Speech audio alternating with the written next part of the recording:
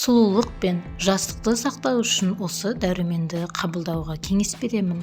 Ол қандай дәрумен, оның пайдасы қандай екенін білу үшін осы видеоны соңына дейін көріңіз. Әйел адамның ағзасына полиқанықпаған май қышқылдары қажет. Олар ішкі органдар мен жүйелерге кешенді түрде әсер етіп, олардың функционалдық белсенділігін қалпына келтіреді.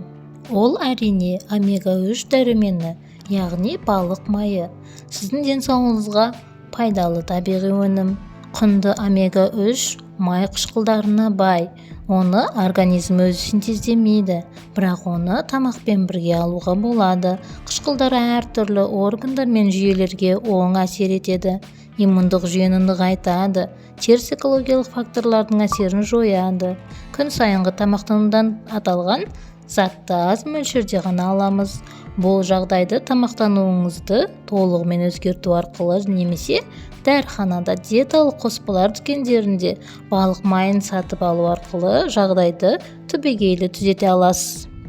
Майлы омега-3 қышқылдары қан тамырларына, жүрек бұлшықетіне, сүйектерге, иммундық қорғанысқа, миға, теріге айқын әсер етеді.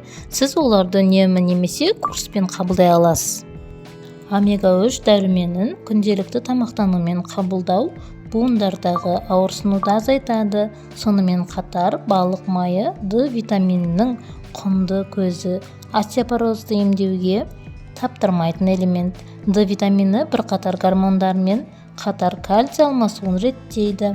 Балалық шақта сүйек тінінің дұрыс қалыптасуына, 40 жастан кейін остеопороздың алдын алуға жауап береді.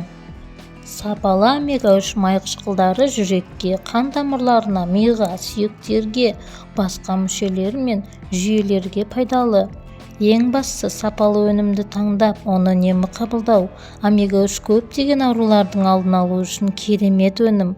Қабылдауға жас шектеулері жоқ. Егер де сіздерге видео пайдалы болса, видеоға лайк басып, комментарий қалдырып, менің каналыма жазылуды ұмытпаңыз. Алдағы уақытта көптеген пайдалы кеңестермен бөлісетін боламын.